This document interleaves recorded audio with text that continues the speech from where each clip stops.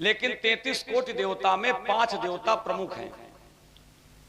नित्य कर्म पूजा पद्धति भी ये प्रमाणित करती है। सबसे पहले देवता है भगवान गणेश, दूसरे देवता भगवान नारायण, तीसरे भगवान शिव, चौथे स्थान पर माता दुर्गा या माता गौरी, इनमें कोई अंतर नहीं है। अब पांचवा स्थान है भगवान सूर्य का। ये है पंचदेव। और इन बालकों की सुंदरता में हमें पांचों देवता समाहित दिखाई पड़ रहे हैं। पांचों देवता हैं इन बालकों की सुंदरता में। और अप्रमाणित बात मैं नहीं करता हूं। मानस में व्यास जी बड़ा सुंदर दोहा दिया गया है इन बालकों की सुंदरता को लेकर। दोहा मैं पढ़ता हूं। कुंजर मणिकंठा कलित उरन तुलसी का माल, वृषभ कंद के हरि ठवनी, बल निधि बाहु विशाल। इस एक दोहे में पांचों देवता हैं।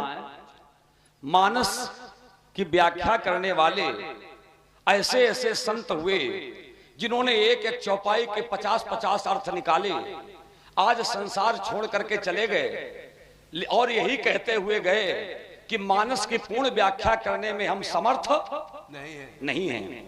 अब बड़ा विचित्र लगता है कि कुछ व्यक्ति ऐसे भी समाज में हैं जो कभी मानस का एक पृष्ठ भी नहीं पलटते हैं और एक दो चौपाइयां निकाल के कहते हैं सब गलत लिखा हुआ है, मानस से सब हटाओ। ये सब गलत लिखा है, मानस से सब हटाओ। अब देखो, सामान्य अर्थ तो इसका अलग है और मैं अर्थ कर रहा हूं, इसमें पांचों देवताओं का समावेश दिखाई पड़ेगा।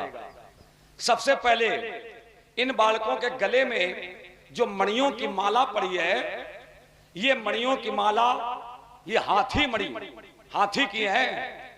कुंजर मणिकंठा कलित, और कुंजर माने हाथी।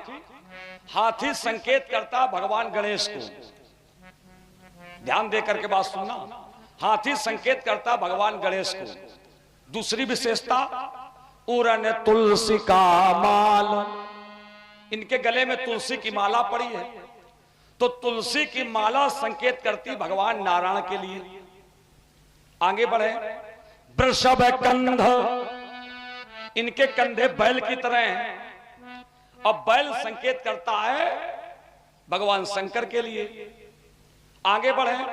के हरि ठवनी, इनके खड़े होने का प्रकार है केहरी की तरह, और केहरी माने होता सिंह, तो सिंह संकेत करता माता दुर्गा को। और बल निधि बाहु विशाल, ये संकेत है भगवान सूर्य का। तो एक दोहे में ही पांचों देवता समाहित हैं। कुंजर मणिकंठा कलित उरन तुलसी का माल, वृषभ कंद के हरि ठवनी, बल निधि बाहु विशाल। और ऐसी विशेषताओं से यदि ये बालक युक्त हैं तो मेरे आशीर्वाद से ये बालक वंचित नहीं रहेंगे।